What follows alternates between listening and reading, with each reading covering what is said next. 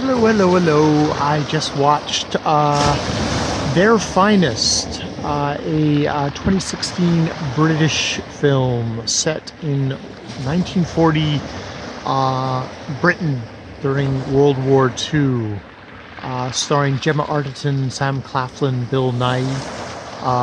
All about Gemma Arterton's character being kind of drafted to help write the feminine flair for kind of propaganda films, gets pulled in to do a picture which is very much kind of modeled on Miss Miniver, which was actually an American production, but it's kind of got the same aim of we want to promote kind of British patriotism.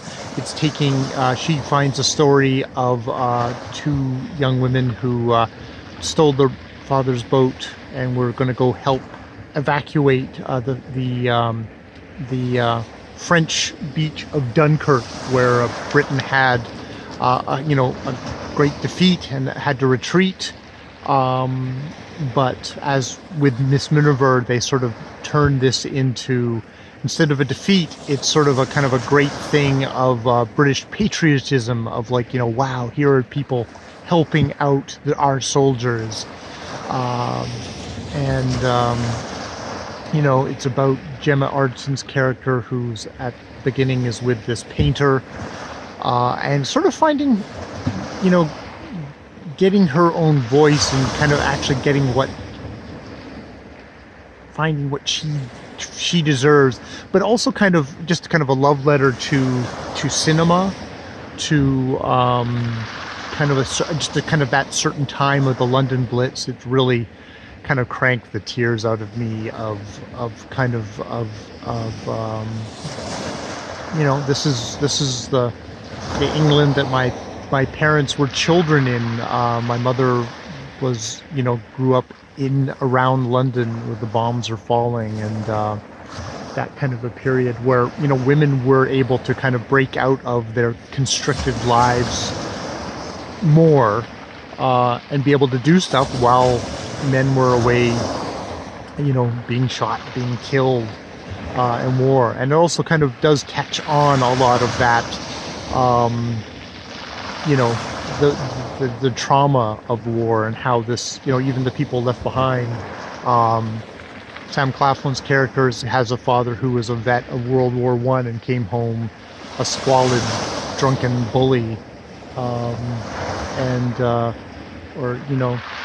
and they really are able to kind of put that into the film and kind of get some actual human truths out of what is something that is propaganda. And actually, everything is, in some ways, is propaganda, has a point, but and also just that kind of that difficulty of film, of a collaborative process where there's all these different challenges. They have an American flyboy who they get foisted on the project, and he can't act.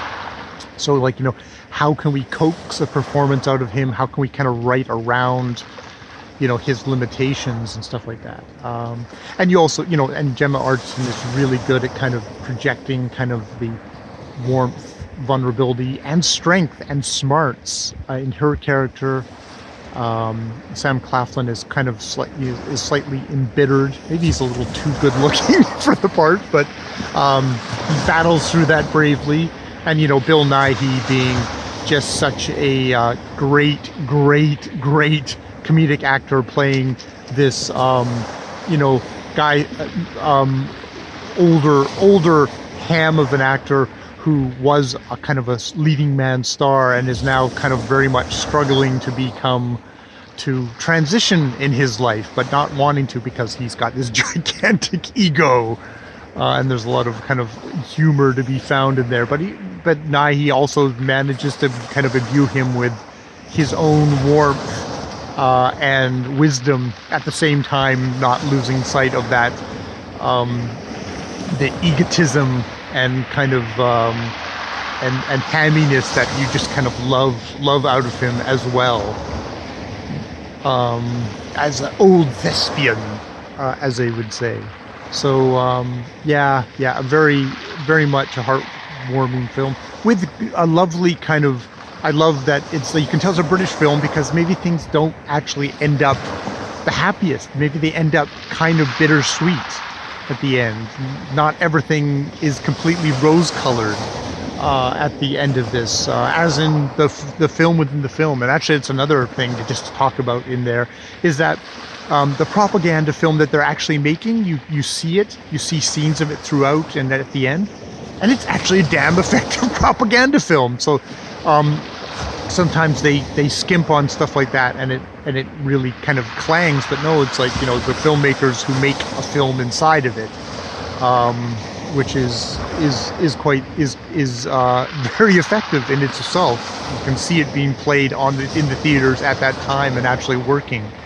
You know, maybe not being a box office blockbuster like Miss Miniver, but yeah, really good, and just sitting in the theater at the end is just like one of those kind of like, sitting in the theater and getting to experience it with a crowd is also something kind of lovely to see, especially 2020 when we can't be in movie theaters and can't experience things with crowds. So yeah, that's Thr Finest.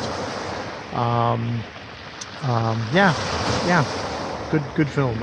Gabby Chapa,